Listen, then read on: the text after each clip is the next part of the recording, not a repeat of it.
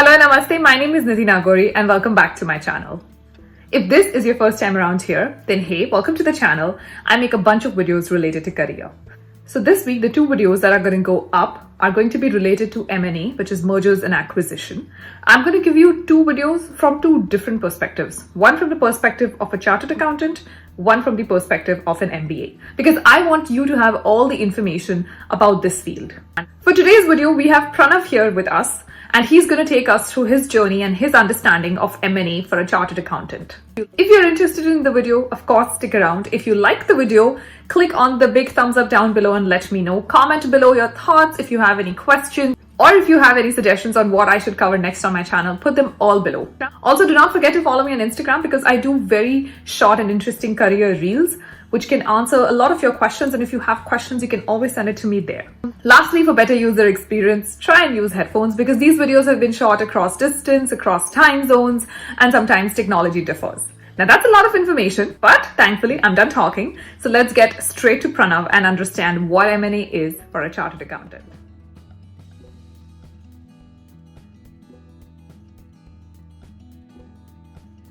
So let's quickly start with your introduction. Thanks, Nidhi, for having me here. It's a great pleasure to be here. My name is Pranav, and I'm currently working with Marico Limited in the mergers and acquisitions team. Prior to this, I was a part of the chairman's team of Marico, and before that, I was working with Housing.com, which is one of the India's largest real estate-focused tech startups. So thankfully, I've had very interesting projects and roles in my career. I'm a qualified chartered accountant. I've studied law as well as cleared 2 levels of CFA. Apart from my work, I generally love to play football or board games. I love traveling just like you and love exploring new places, people, and cuisines. So yeah, I'm very excited to be here and share my perspective. Okay, so let's jump straight to the question. What is M&A all about? Right. So M&A, I believe, at least in my opinion, is one of the most interesting fields in the finance domain. So you would typically see a company grows in one of two ways. They would either grow organically or inorganically. The organic way is where you would look to acquire new customers, launch new flavors, new SKUs, etc. And the inorganic way is where you would do something very radical, like identify a business or a brand that you believe has the potential to do much better, and then try to acquire it. So the most critical activity in the M&A domain is to identify such businesses or brands that we hope will eventually exponentially grow, right? One thing that we always have to remember is that they should be logical extensions of areas where we are already present in. Say, for example, a company like Airbnb would be interested in merging with or acquiring companies that specialize in creating, say, curated events for tourists who are visiting new cities, right? So that would be a logical extension of where they are already. Right. And an M&A role not just focuses on acquisition, but also does a lot of projects that are of strategic importance to the company. So say, for example, a division of a company is not doing well. The M&A team would ideally try to restructure the division or would focus on selling off that division through a process called a divestment. So that, I believe, is the broad overview of the M&A field. Okay. And because this is the CA's perspective, what do you think does a CA add into this field? And what are the other certifications that you think help? Typically, any M&A role in a corporate would ideally involve a chartered accountant or an MBA, right? These are the two certifications that are, I would call as prerequisites for this role. So from a CA's perspective, what we try to bring in always is a keen understanding of the entire business. We try to examine every single lever that goes in running that business. What are the cost implications of the levers? What are how is the business functioning, right from front end, back end, everything? Because that is where we'll try to identify the scope for potential synergies or potential red flags that will help us to either take a decision on going ahead with the opportunity or no. So that, I think, is a key thing that any M&A professional has to do. Okay. And do you think CA is getting preference in this field, or do you think like MBA is more of a preferred certification still? To be honest, honest, I have seen both chartered accountants and MBAs doing this field. Right? I'm a chartered accountant. I am doing an M&A role, so I can safely say that CAs are a part of. And I actually speak with a lot of my peers and colleagues within the industry and across other companies as well. So I see a lot of them are either chartered accountants or MBA. So there is no clear distinction between which of the certification is better. But what I would like to say is there are two or three there are two or three key attributes that any person who wishes to be a professional in the M&A domain needs to have, right? I would say that first thing is actually I generally call it like the UPC mantra. So it's the first thing I would say is understand, which is like I mentioned, it's like understand the entire business. The second one, which is P, is preparation. So the M&A professional generally has to talk to a lot of people across domains and who are professionals and who are experts in their own fields, right? So you always have to be prepared and always have to be on top of a game, right? And the third thing is always having cognizance. So what I believe is that this role is a role which involves you having a lot of responsibility, either from the management or from the shareholders or from external organizations. And we always should strive to do justice to that responsibility. So these are three, probably I would say, not hard coded, but soft skills that any M&A professional needs to have. Okay. And what is a regular day in your work life like? So I would say that no 2 days are similar.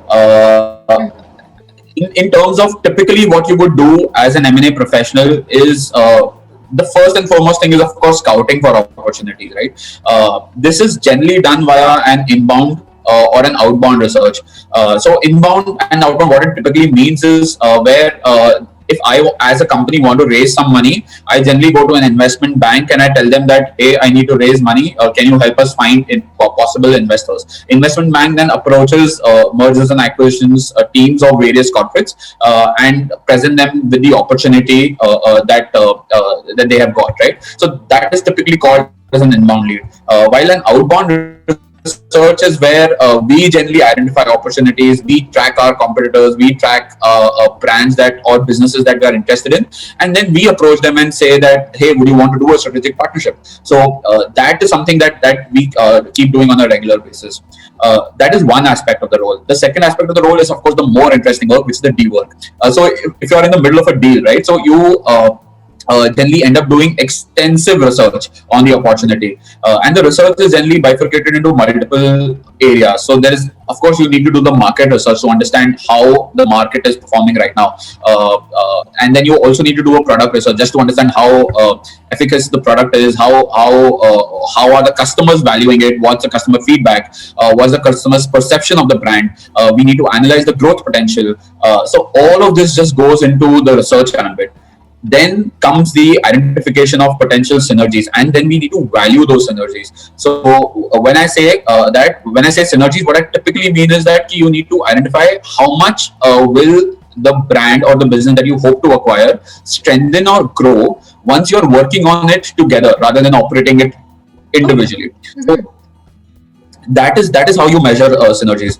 And of course, we conduct extensive due diligence on the business in order to ensure that actually what is represented on paper is what is reality, right? So we want to ensure that the business is performing well and whatever they're representing is actually true. So that is something that's a very critical aspect of any M&A deal. Okay. So this is how we structure our day. Okay. I think that's a lot of advice and information in a few minutes. I want to ask you one last question. If students in college or if early professionals are considering this field, what do you think? And I know you've already mentioned the soft skill that one needs to develop, but what other skills or say, courses like Excel, financial modeling, I don't know, but what is it that you think people should focus on to get into this role? Sure, Nidhi. So I'll try to divide this question into two parts. First is, of course, the hard skills that you need. Of course, you need a very good hand with Excel. You need to understand how the business is functioning. You need to understand how to conduct valuations. You need to understand how to identify opportunities. You need to understand how to conduct research. You need to understand how to interact with various stakeholders. So this is the hard skill aspect of it. The soft skill aspect, or the advice that I would give to a potential aspirant for this role, is that I would say that you should have the ability to go deep in everything that you do. Try to acquire knowledge from as many sources as you can. Because the idea is to have a lot of knowledge about a few things and little knowledge about everything, and that is how you would be able to value add as a professional in the M&A domain. And one other thing that I would generally advise all participants to, or all potential aspirants to remember, is that every skill in life is useful. So you would not know what skill comes in handy at what time. So always keep upskilling yourself, and never ever be afraid to ask for advice, because we as a generation, we never admit that we are wrong, or we don't like admitting that we are wrong, or we don't introspect on our problems, right? So and by the time we do that, we are already way too set in our career. So you have to be fungible enough to tackle this, and then I think you could be a great M&A professional. Okay, perfect. Thank you so much, Pranav. That's very well summarized in a couple of minutes. Guys, I'm also adding his LinkedIn contact information below. Reach out to him if you have any questions. He's extremely responsive, and I'm sure he's more than happy to help you all with your questions. Thank you so much again, Pranav, and wish you all the best. Thank you so much, Nidhi. It's a pleasure being here.